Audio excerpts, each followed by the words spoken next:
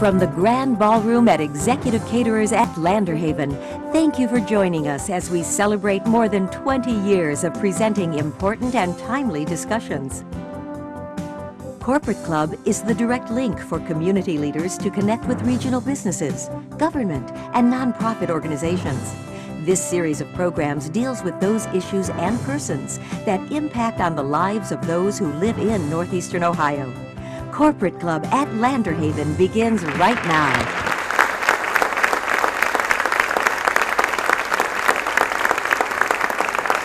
Welcome to Destination Cleveland, our corporate club. I'm Stefani Schaefer from Channel 8 News, and it is a pleasure to see all of you here this evening. And actually tonight is something very unique. As many of you know, and many of you have been going for the last 24 years to the great corporate club luncheons and breakfasts, they've always been held at Landerhaven, and they've always been in the morning or at lunch. So we've done something different, and this is exciting to actually take it on the road, take it to a venue, the beautiful Rock and Roll Hall of Fame. So thank you, Greg, for allowing us to come and make this an evening event and something that we can all enjoy. So thank you, and again, thank you for coming.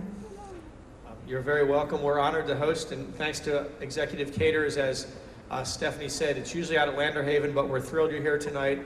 Let's have a great panel, a great evening, and then make sure you go upstairs and see the Rolling Stones exhibit after this. It opened up about 2 weeks ago, and it is, I'm a little biased, but it is phenomenal, and it's getting great publicity, and we hope each and every one of you can experience it. Will. So we're going to introduce our panel right now. We have with us Marcus Glover sitting next to me as the Senior Vice President and General Manager of the Horseshoe Casino in Cleveland and Thistledown Racino. We also have Greg Harris as the President and CEO of the Rock and Roll Hall of Fame and Museum. And we have David Gilbert, President and CEO of the Greater Cleveland Sports Commission and Positively Cleveland. Thank you all for being here today. There's so many great issues to talk about, and so what we don't talk about here, please, if you have a question, as we all talked with Christine, hold those questions and it's your opportunity to grab the microphone and ask them.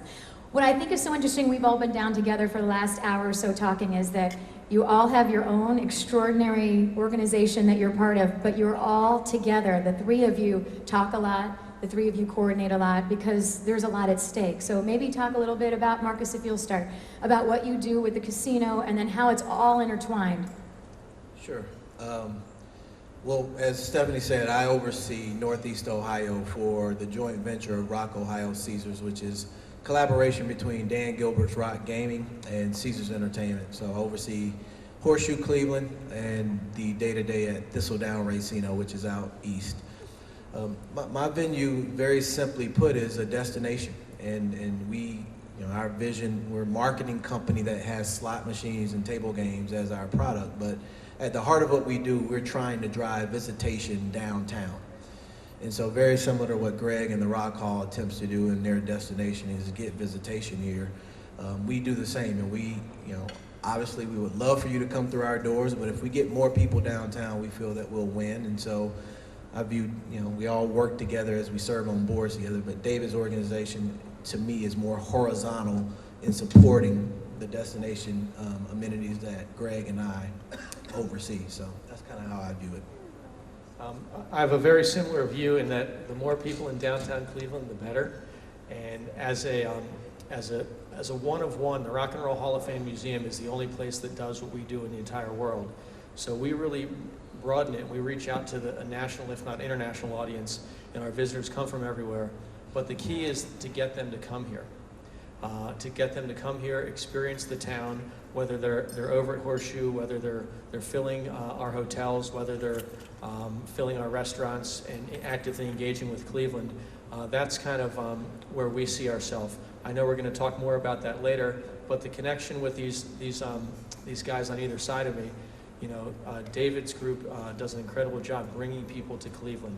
When conferences, conventions, others come here, and we're confident when they come, there's a pretty good chance they're coming to our place too, or we're helping to drive that decision to come here. And people can gamble in a lot of places, but if you can go somewhere that has something else, you're likely to go there. So collectively, we feel that the sum total is always better, but we do have a vested interest, and there's a real mutual self-interest in between all three of us. What I'd add too is I think that what's actually works out well is I think with the three of us And I think a lot of other people working in this same space genuinely like each other and genuinely root for each other. And I would venture to say in all of our organizations, we can't do what we do alone, and that 1 + 1 + 1 equal a lot more than 3. And so while there is mutual self-interest, I think genuinely it's been nice to work with people that you really get along well with, and you're rooting for them just as much as you're rooting for yourself. You're feeding off each other, and we always say people will be at your venue one day, your venue the next, brought maybe by your venue. Talk about the economic impact too of, I know with the Rock Hall, if any of us would wear Cleveland t-shirts, Indians t-shirts, Cavs t-shirts, being out of the country, people would say, you guys got the Rock Hall. Was such a big thing for Cleveland. Yes, Steffi, as mentioned, it's one of one, and we do hear that. We're synonymous with the city of Cleveland, or synonymous, the city of Cleveland is synonymous with us. There was recently a book out of 1,000 things to see before you die. And it's sort of this bucket list book that lists the Great Wall of China and a lot of other places. The only attraction listed in Ohio was the Rock and Roll Hall of Fame. We're very proud of that. But you know, our impact, we get 450,000 visitors a year. They come from, over 90% of them are from outside Northeast Ohio. So they're coming into the region from somewhere else. All 50 states, 100 foreign countries. Those people, collectively, their economic impact to this region is over $100 million every single year. And that $100 million from when we opened our doors 18 years ago is close to $2 billion in impact since we opened. So it's a vital, vibrant place. But for them to make that decision to come here, there's a lot of other variables that we all share in to get them here.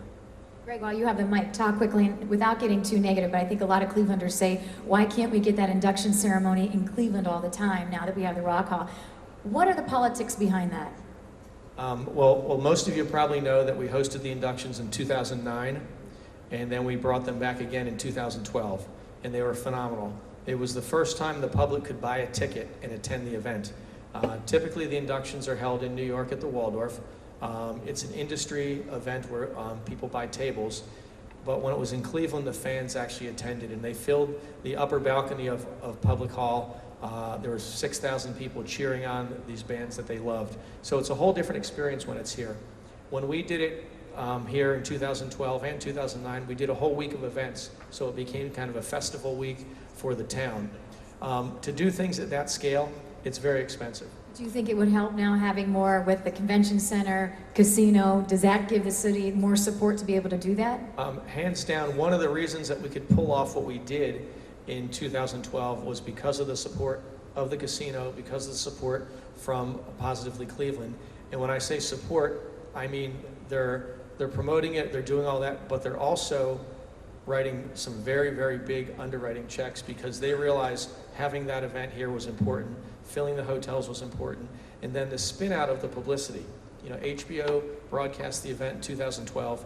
They blew it all over the world, so everybody knew that Cleveland was the rock and roll capital of the world.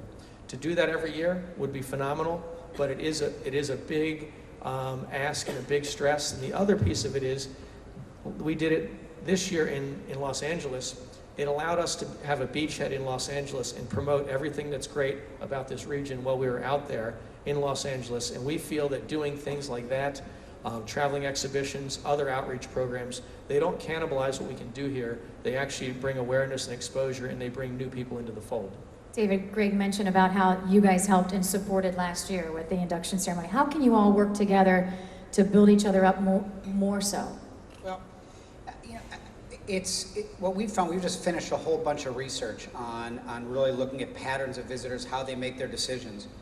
And for a place like Cleveland, it really is a collective of why people come here. And what we've found is the Rock and Roll Hall of Fame is probably the one unique venue among, you know, as Greg said, one of one in the world. But also, even at times, people who you would ask, they might say, well, I really like the Rock Hall. What else is there to do in Cleveland before I make my decision to come here? So we really need to look at what do we have collectively as a community that makes it warrant someone to want to drive in to spend a weekend here. Sometimes when you have one big event, a Rock Hall induction, a World Series of Poker, a National Senior Games this summer, that might be a reason. But from a day-to-day standpoint, the number one reason people visit our community, and most tourism community, is friends and family. And so sometimes there are a lot of different reasons that people come, but we really have to look at again, what does the community as a whole have to offer, and really trying to think through, what is it about the community? What do we market about Cleveland that makes it stand out from our competitors? Well, I was just recently reading too that in your research that you found, that we need to educate, start training and teaching bartenders, taxi drivers, waitresses out there to get to know what's happening in Cleveland so then they can tell their friends, because you're finding that that's a problem, right? Yeah, absolutely. It really is fascinating, because what drives, we look at Cleveland as a product. So it's a product no different than any consumer product. You have to get someone to want to purchase the product, to sample it, get them to buy it, and get them to be a repeat customer, and become your advocate to promote it to others. And what we found is that where we fall very short as a community is really providing a great experience. Someone may come in from Pittsburgh, want to come to the Rock Hall, spend 4 hours here, and have the greatest time within these probably 3 walls in here.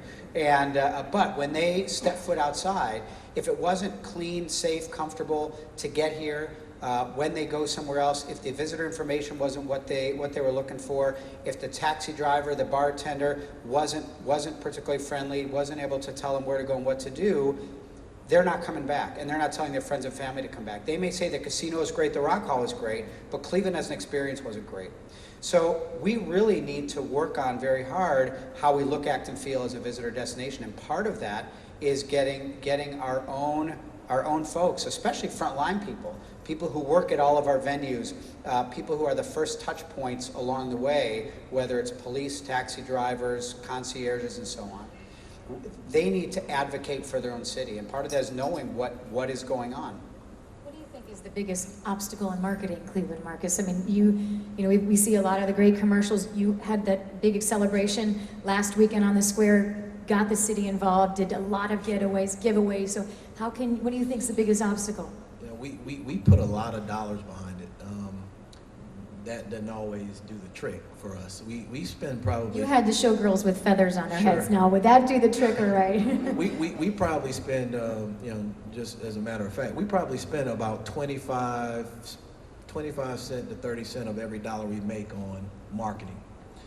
And so that's pretty significant. In the month of May alone, our marketing expense topped, close to $7 million. And so we spend a lot of time and energy and dollars on trying to really get people downtown, and hopefully they come see us while doing that. But I think a couple of challenges I see, and they're more on the soft side, attitudinal, and David touched on a little bit, coming from the outside, I do think that there's an opportunity for the hospitality industry that's budding in downtown Cleveland to really understand what it means to, one, service the guest, make them a loyal guest, and increase their return or repeat visits and their frequency. Too often, I think the folks in the hospitality industry early on downtown took for granted that people in the outer ring suburbs coming downtown as a visitor that can go back and be an advocate for your establishment and become a repeat customer. And so that's one of the things I think from a training standpoint, and just understanding that Cleveland is putting a lot of hospitality-based amenities in the city. It's important to understand what it means to service a guest, to get them to come back and be loyal to you. For our business, that's a lot of what we preach. The second thing is, I just think, really and truly, there needs to be there seems to be a lack of sense of pride from a lot of people who live in Cleveland. And I say that coming in from the outside, that when I first moved here, I moved from St. Louis, Missouri, and for the first year, I was lazy and didn't get my Ohio license, driver's license, and so I would go in, and my credit cards, when I make a purchase, say on the back, check ID. A cashier would check my ID and say, "Missouri, what are you doing here?" I said, "Well, I moved here." "Why'd you move to Cleveland?" And We knew that was coming, right, guys? And my response would be, "Why not?" And in most cases, I'd engage in a conversation, and most of those folks have never left, and so they have no perspective on any other place to live. And so, unfortunately, or fortunately, for me, I'm on my 4th move in 10 years.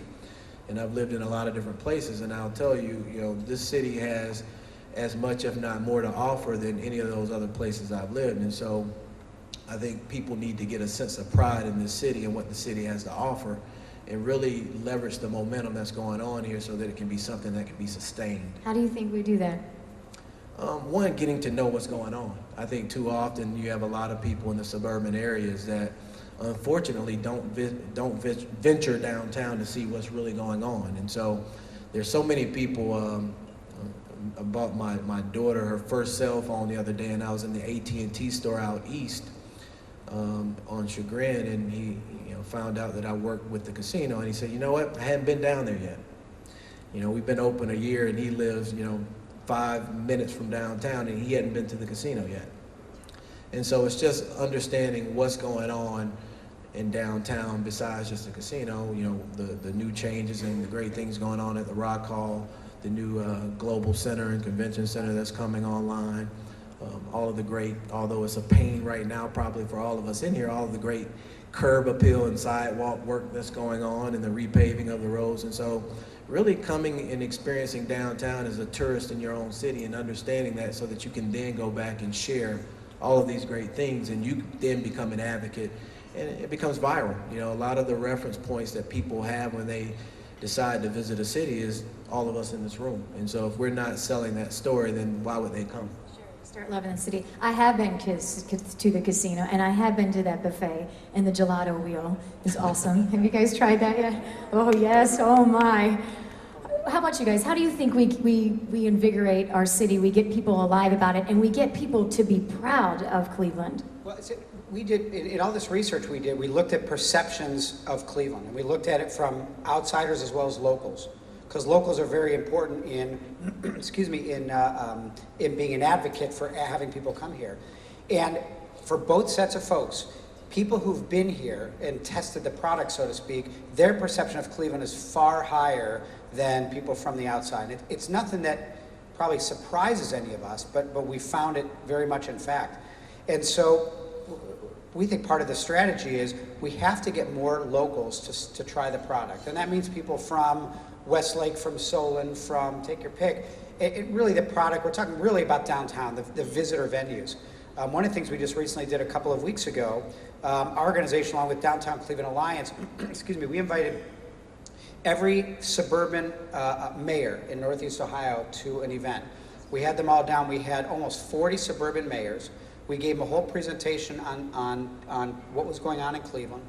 And then we put them on trolleys, and they went and they had a whole tour downtown. They came to the Rock Hall. They had lunch with Marcus over at the casino. They saw the convention center. And the comments, they were ecstatic. And we had multiple suburban mayors who said they hadn't been downtown in 10 or more years. These are mayors. But our point was, we don't think it's a campaign. It's not another put an ad in the media talking about how great Cleveland is. We have to get people who are mouthpieces to talk about firsthand that they were just downtown, they just saw the casino, you need to go down there. And again, what that research shows is that people who have tried the product think so much more of it than the people who haven't. And it's, there's no secret that Cleveland battles a major perception problem.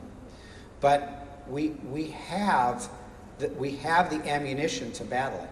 And the ammunition is literally getting people to try that product. So the more that everybody markets to get people to come and try it just the one time, we're vastly better. And last what I'll say is, even goes with the new convention center. When we are bringing in now dozens and dozens at a time of meeting and convention planners from around the country who would not have considered Cleveland prior to us building this center, they're amazed. It is almost without exception. Now they may come in with low expectations, but it's almost without exception that they are blown away by what Cleveland has. So I do think while it may take a little while, things are going to change because it is about, in reality, what's here. It's not about a campaign. When people come here and we talk about the great things, we are delivering on that promise. So while it's taking time, it will absolutely happen. Greg, if you have anything to add to that, but plus too, maybe you could share with our audience what we were talking about a little earlier on the changes that you've made since you've been obviously with the Rock Hall for many years, but with the pictures. I think that's so interesting because that changes a person's perspective and their experience. Okay, Certainly, to add to what David said, we do have great things, and it's part of articulating them. One thing that we're doing as an organization is he mentioned customer service training that they have, which he jumped over quickly, but it's two-part. One part is called Cleveland 101, so people learn what's important, what's vital in this region, and then the other piece is your classic customer service. And we looked at it and thought we'd send our frontline staff to this, those that engage with the public, our ticket takers, our docents, and others. And then we thought, you know what? No, all of us talk to the public. We're all ambassadors. So we talked to David, and we figured out a way that every one of our employees could take this class.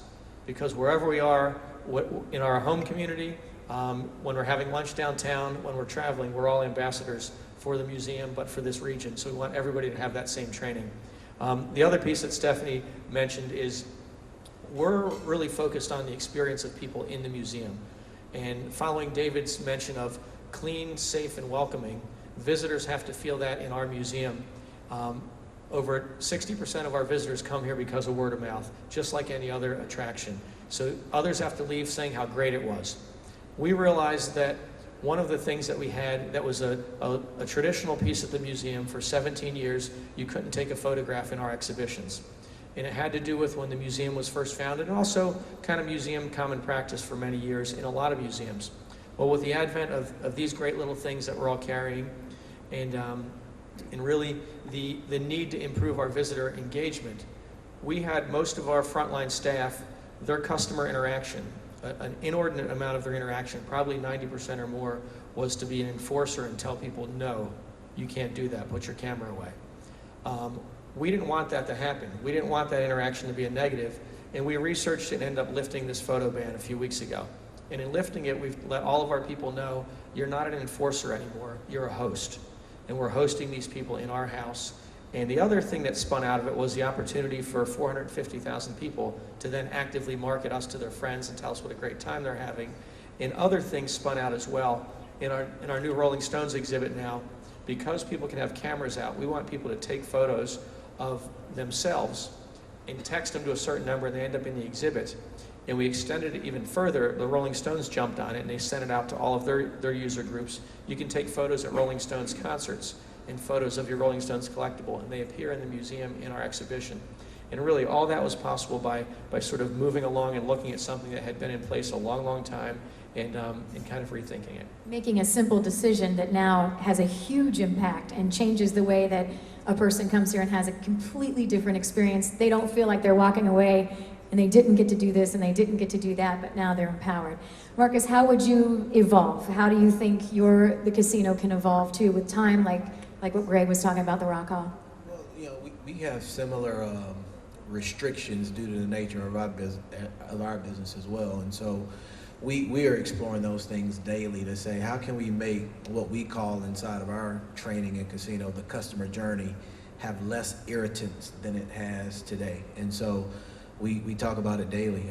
We do allow photos, although you have to have certain permission if you want shots of gaming equipment in the background, but we've hosted a lot of bachelor and bachelorette parties where we're able to fulfill the experience that those folks are looking for.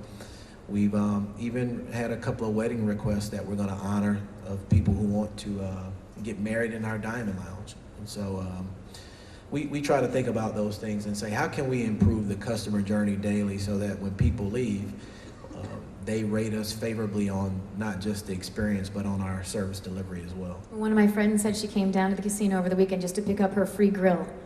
Right? You guys do giveaways and promotions, so. We give away a lot of stuff. I need to get one of those cards. Talk to about what's happening with the expansion. I think a lot of people out in the audience would like to know, is it happening? When's it happening? It is happening.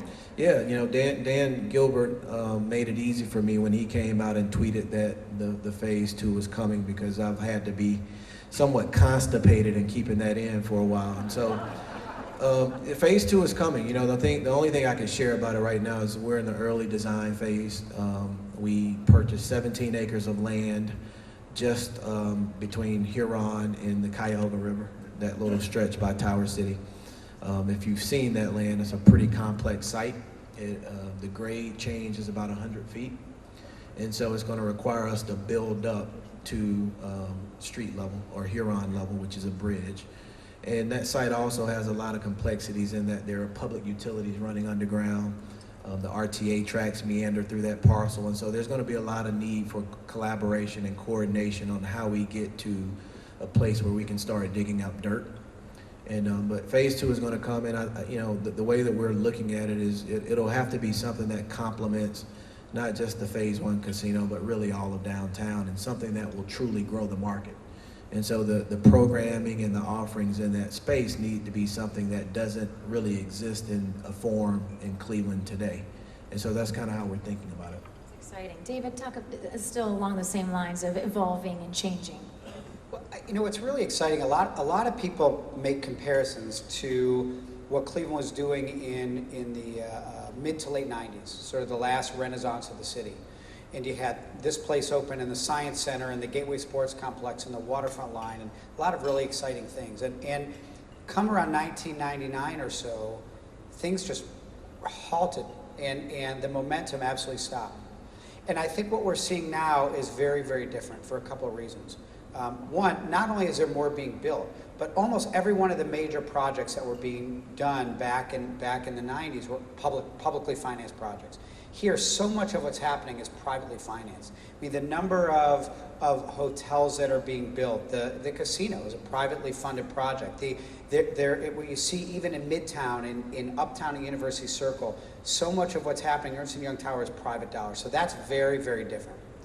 And I also think that with the announcement that just happened about a week ago regarding the Convention Center Hotel and having the money to do the malls and Public Square and the bridge down to here, it just shows that things are continuing and the momentum is not stopping.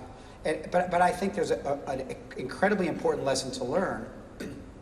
In hindsight, I think a lot of what our community did was sort of patted ourselves on the back and said, isn't that great? We built Gateway, we built the Rock Hall, and now we're done.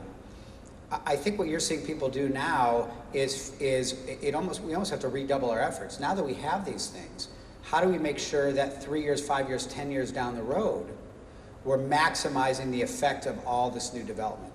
And quite frankly, we can't afford to sit back on our laurels, because what we learned very strongly is while this convention center, which will open Friday, will be the newest, most modern convention center in the country, it's not going to be a shiny new toy in a few years.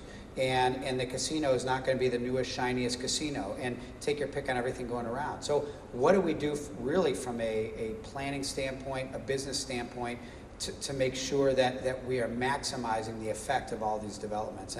And I'm feeling very good based on how people are planning in the community that we're not going to have this huge drop off the way we did in the late 90s. To keep shooting. And you're talking about the article that was in the paper. Many of you probably saw this giant surplus of money, millions of dollars. What are some things that you guys would like to see happen down here, especially on the lakefront? We were talking, not a lot has changed since the Rock Hall was built in the Science Center. Kind of stayed the same here.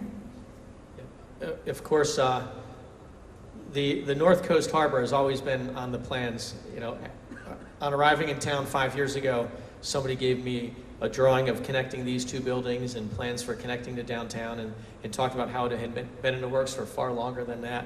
Seeing the announcement last week and seeing sort of the connectivity with pushing all the way from up near Public Square and the casino down to the convention center, across a parking garage, which we would love to see out there, and coming down to the Rock and Roll Hall of Fame, for us is incredibly exciting. We're really thrilled because it fulfills kind of the promise of the lakefront. And as David said, it's such a beautiful piece of property. There's these great buildings here. There have been plans to do more out here, and this is really a chance for the city to embrace it and run with it. We couldn't think of a better thing to have here than a destination restaurant where you can sit by the water and have a dinner as the sun is setting on the lake. It would just be phenomenal. So then what happens? How do you attract restaurants? How do you attract the chefs to come down here? Yeah, well, for one thing, if there's any chefs out here, I know that we've got our executive folks. There's a ready business of 450,000 people that are walking through here all the time. There's a significant number of folks from the Science Center. There's a significant number of folks from the stadium. And they alone are the existing number. The others that come down when there's actually more things to do down here will be incremental heads to walk around. And I think that it's a vibrant audience. It's one that is ready for something, and it sort of takes all these other attractions, whoever is an operator, whoever builds that out, and it levers these anchor places, whereas in a lot of places you develop without that anchor, the anchors are here. The one thing that's great about what was announced, I mean, the Convention Center Hotel was a big part of it, and you know, our research has shown it really was a missing piece with the Convention Center. But I think just as importantly is the attention to public space. Because one thing we've done in Cleveland, I've heard someone say Cleveland does well for a cause or a crisis. We want to rally around building the Rock Hall. We want to make sure the Science Center Gateway gets built. We get it built. But what I think we've done a poor job of is really thinking outside the four walls of what we build. And the connectivity, that clean, safe, comfortable atmosphere between our visitor destinations is sorely lacking. I mean, think, Euclid Avenue is done beautifully.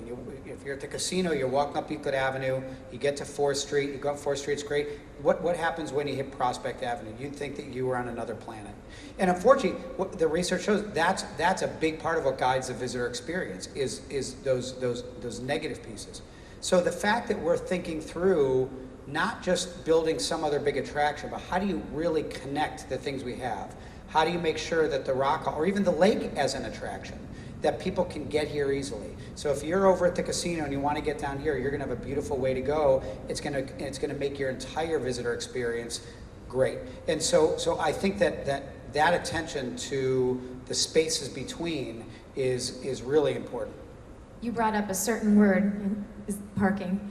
You were talking, that's not necessarily the sexiest question, but it deals with everyone, all the businesses in Cleveland, and is there a lacking parking problem? You know, right now, we're going to love, the plan called for a lot over there that we would love to have. There's a lot of spots at the Science Center. The challenge is getting from there to here in the middle of winter, and the connectivity will solve that. There's surface lots around. Downtown has an inordinate number of surface lots. For us right now, the bigger need, and I love saying this to a crowd in Cleveland, right now we're feeling a pinch because there's a lack of hotel rooms. And it's impacting our visitors a little bit. Isn't that great that our rooms are sold out and they're hard to get? Do you find that too, Marcus? Yeah, we leverage a lot. We didn't build a hotel. We actually we own the Ritz, but if the Ritz, as one of their senior VPs told me, flexibility is not in their vocabulary. I don't have any control over how they run it. So we leverage our partner hotels downtown to help fill their voided capacity, and so we'll buy room blocks from them on an ongoing basis at a pretty substantial level. So in our first year of operation, we bought 61,000 room nights from really 3 or 4 hotels in downtown. So we, our experience is a little different because we're typically giving those rooms to guests, and so we rarely hear about any challenges on the parking front because a lot of them have the parking through the hotel, which is already brokered. So we're going to take a short break, and we're going to come back with some questions from our audience. We have some great giveaways, so stay close. So if you have any questions, just go ahead and put your hand up, and we'll get these folks out to you. We also want to remind you too, got a question here in the middle. The bar is still open, there is food still downstairs, so make sure you guys visit down there, and then we're all going to head over to the Rolling Stones exhibit. All right, we got, a few questions. All right. Go ahead, sir. So since you gave me 2 tickets to the Browns, I guess I feel obliged to ask a question. So I run a consumer products company. We're in Hudson, Ohio. So I totally get traffic, brand affinity, brand awareness, getting the consumer, test the product, etc. So my question is, how are you going to attract people like me and my organizations, several thousand people, and I'm sure there's a lot of other companies in the suburbs like myself. How are you going to get kind of the rank and file to downtown? I mean, going to my mayor, I hope he's not here, and saying, hey, come down with 40 other mayors and let's talk about getting people to downtown. He's worried about going to China and India and attracting business from God knows where and getting them to come to his town. not to come to Cleveland. Well, I would tell you, the answer isn't easy. And what we are really fighting here is you know, probably 30 or 40 years of a real perception issue. And it's interesting, again, when going back to all this research, we're in the midst of doing developing a new brand, and there is a perception issue of Cleveland that the firm we've hired is that it really, in many ways, is far worse than any other city they've ever seen. But the key is, again, I would say, one, it's not a quick fix. What we need to do is really, it's about changing the entire narrative of Cleveland. And that's for Clevelanders as well. And so, again, what we've tried to look at is, and we're really defining is, what is the essence of Cleveland? So, because I'm trying not to make too long of an answer, but take the orchestra as an example. One of the truly top orchestras in the world. My guess is most of your employees probably know that Cleveland has a world-class orchestra. But if that's not their thing, they're not coming down.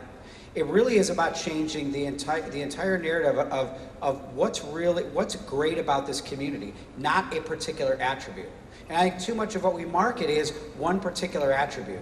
And again, if the Rock and Roll Hall of Fame isn't your thing, you have no reason to come down. If the casino isn't your thing, part of it is what makes us different than, so if you're looking at people in Hudson who might say, I might go to Columbus, might go to Pittsburgh, might go to Cleveland or Indianapolis, what makes Cleveland different than those places? They all have an orchestra. They don't all have a rock hall, but there's most amenities that we talk about, they all have them.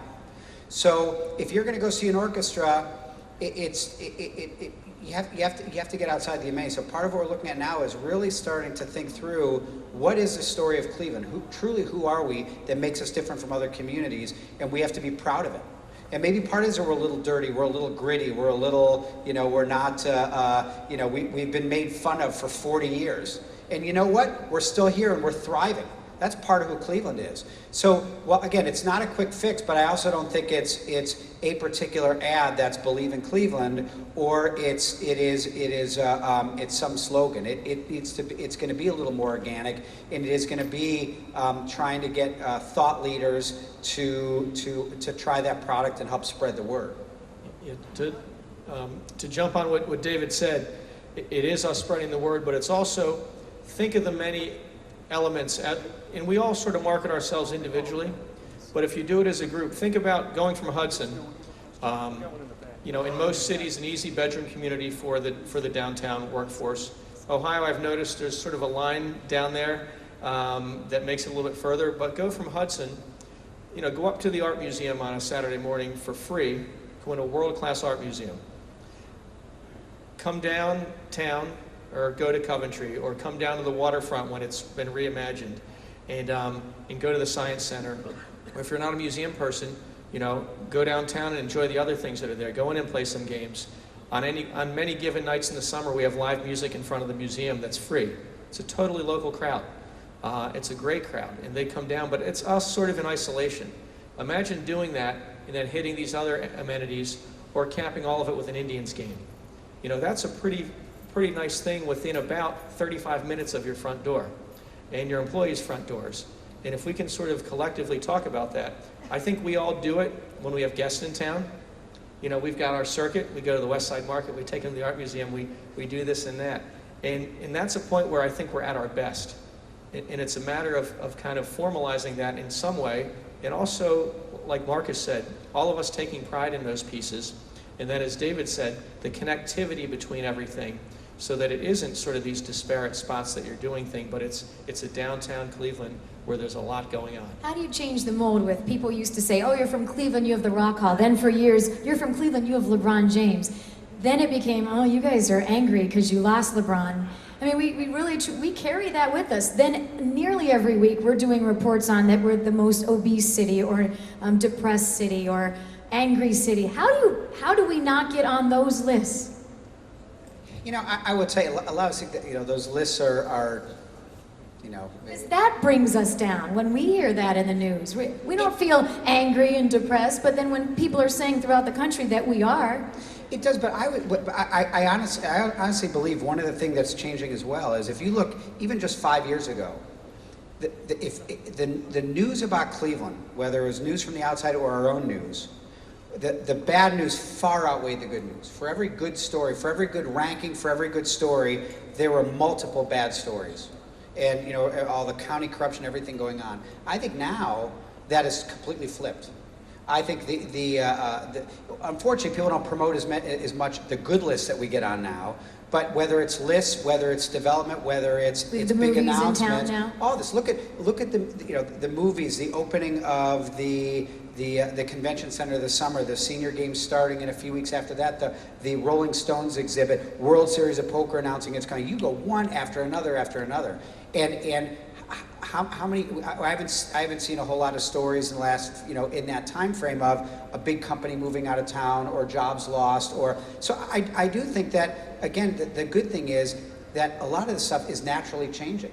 And that's sustainable stuff. It's not a campaign. It really is good things happening. But again, we've sort of been the butt of jokes for 40 years, and taken a lot of knocks. So it will not turn around in a day or a week or a month.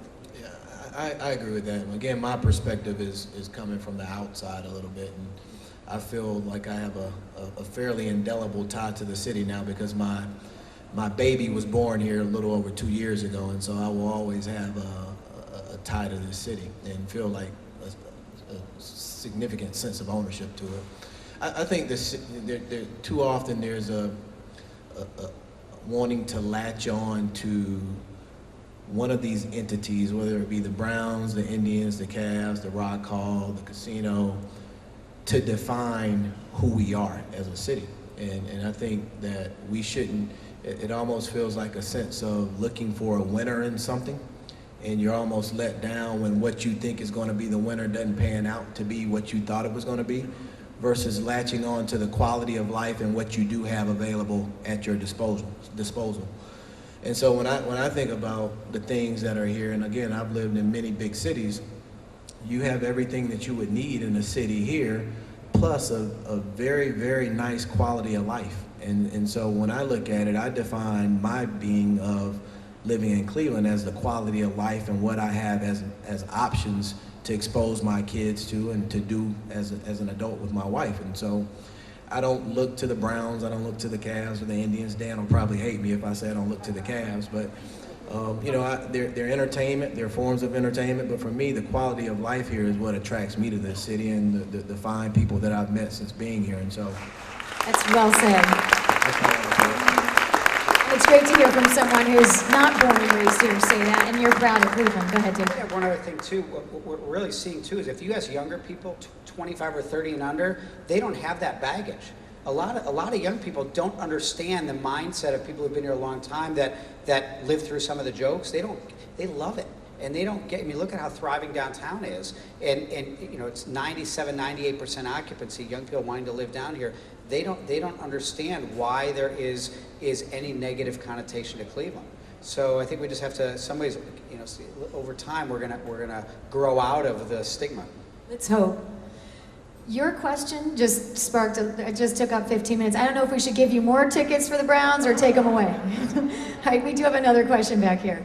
Hi, my name is Nick Borelli, and I had a question for Marcus. I was at the Diamond Lounge last week, and I was pleasantly surprised to find out that apparently, according to the marketing director I talked to, the social media engagement at that property is higher than any of the other properties that the company manages. I'm curious to see if you have any idea why that may be, one, and two, how you use that engagement to positively affect your business. Sure. To answer your question, yes, we are very high relative to the other 40-plus casinos that Caesars runs domestically. And we're high because we put a focus on it and because there's a saying, what delights your boss should fascinate you. And Dan Gilbert is fascinated by communicating with the world via social media. And so we put a pretty good focus on it, and we have a pretty decent sized staff that responds and engages the world via social media, Twitter, Instagram, Foursquare, any of the major things that are going on out there. And it's the way the world is going now, and it's instantaneous. And so from that standpoint, you get immediate compliments or immediate criticism on how you are conducting your business. And so it's a way for us to keep a very, very close pulse with how people are viewing our establishment. So.